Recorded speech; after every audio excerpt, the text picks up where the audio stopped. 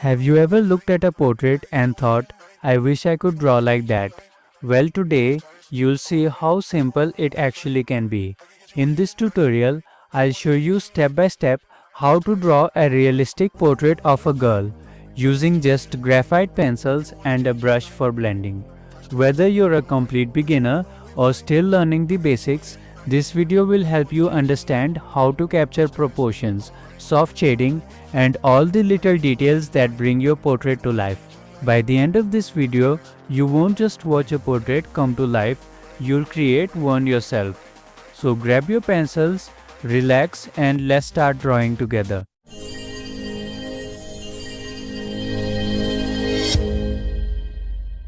When I start any portrait, I mostly use grid method for extra accuracy and save time.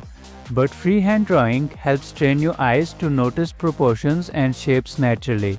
It builds your drawing confidence. Start very lightly using an HB pencil. Don't press too hard. Just focus on the main outlines like the head shape, eyeline, nose, lips and ears. Use short light strokes instead of dark outlines. You can always correct and refine as you go. This part doesn't have to be perfect. The goal is to place everything roughly in the right spot, and remember, if you find it hard to draw freehand, that's totally okay. You can use the grid method or trace the outlines from a reference photo. What matters is understanding the shapes and enjoying the process.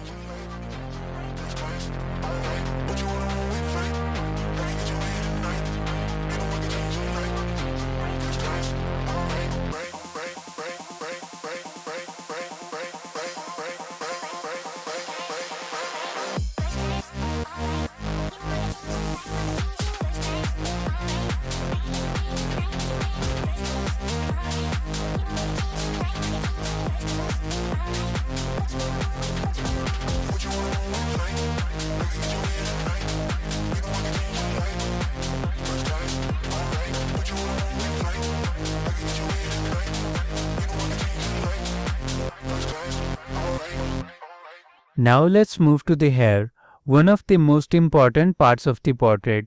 We'll draw it in layers to make it look soft and realistic. Start with an HB pencil to create the base layer. Use long light strokes that follow the direction of the hair. Don't worry about every single strand right now, just build the flow. Next, use a 6B pencil to darken the middle tones. Add depth where the hair curves or goes behind other parts.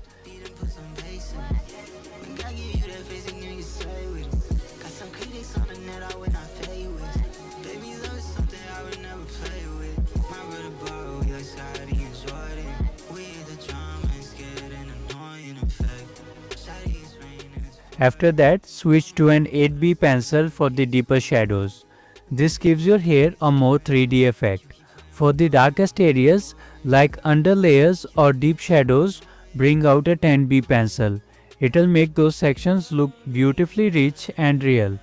After finishing each layer, use a soft brush to blend. This helps remove visible pencil lines and creates a natural smooth texture.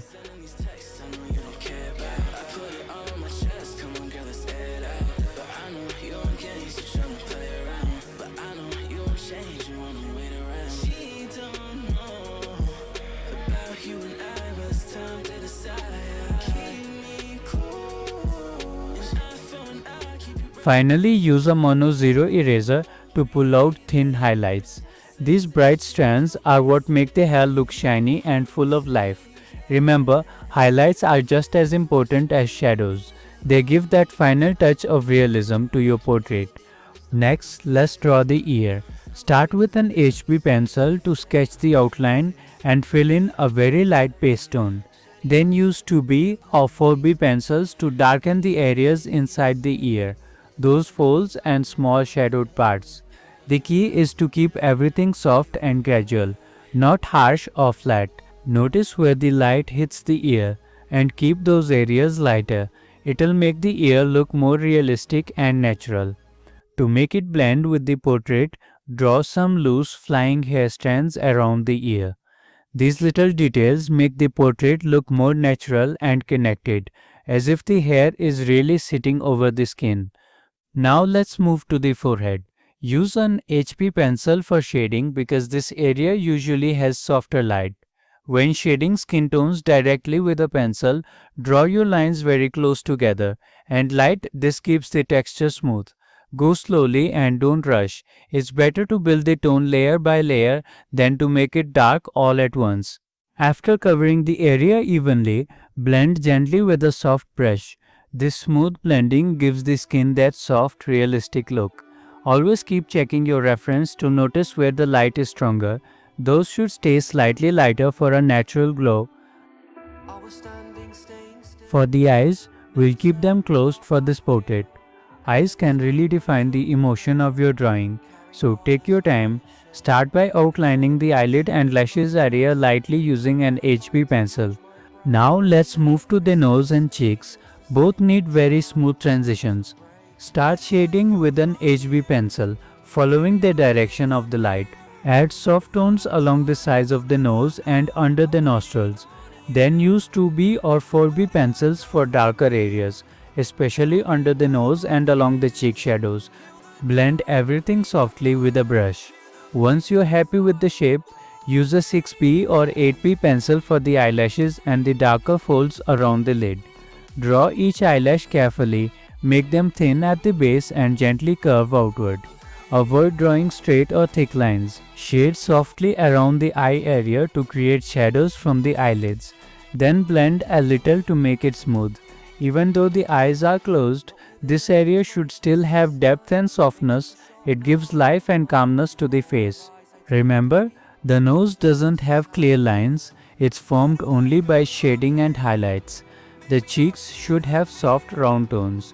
Keep the pressure light so the shading blends nicely with the rest of the face. This smoothness makes the skin look realistic and soft.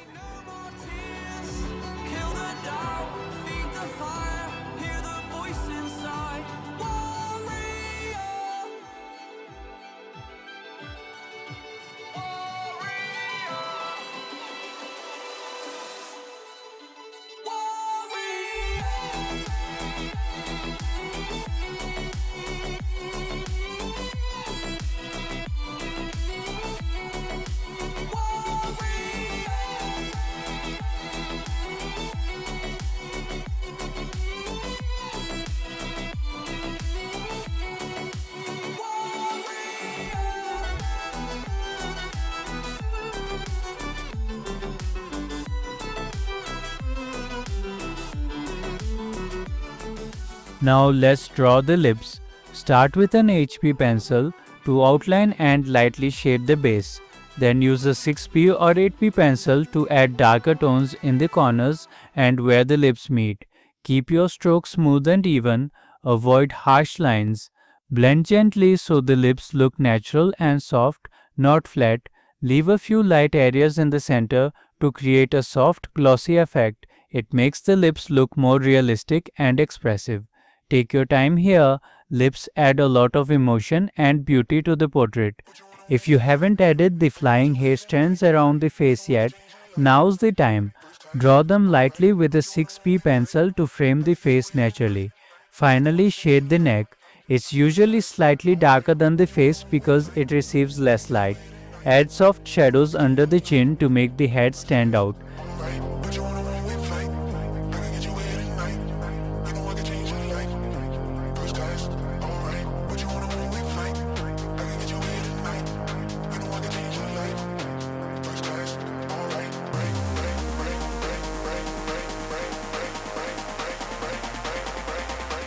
Once you're done, step back and look at your drawing as a whole.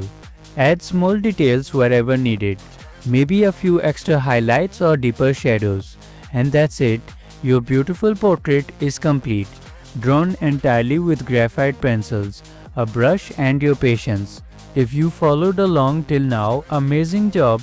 You've just completed a full realistic portrait step by step. Remember, portrait drawing takes practice. But every time you draw, you get better. Don't worry if it's not perfect. Even small progress is a win. You can always try the grid method if freehand feels hard right now. The important thing is to keep drawing and learning what works best for you. So keep practicing. Stay patient and I'll see you in the next tutorial.